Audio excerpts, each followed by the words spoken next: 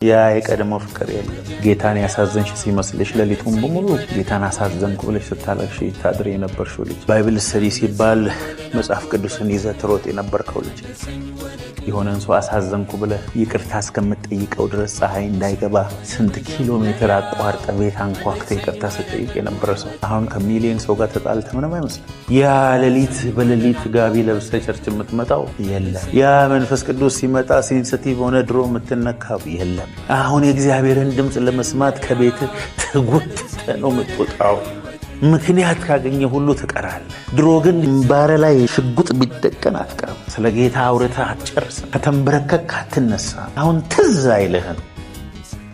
ቤተክርስቲያንን እኮ ነው የወቀሰው ጌታ። የቀደመው ፍቅር ትተሃል። ያ ረሃብ የለ።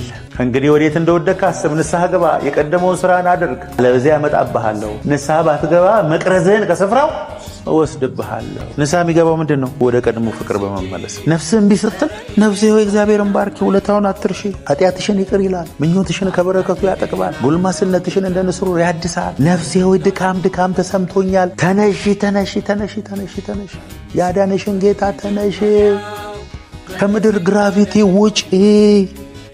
ነፍሴ ሆይ ነፍሴ ሆይ ይቅርብሽ።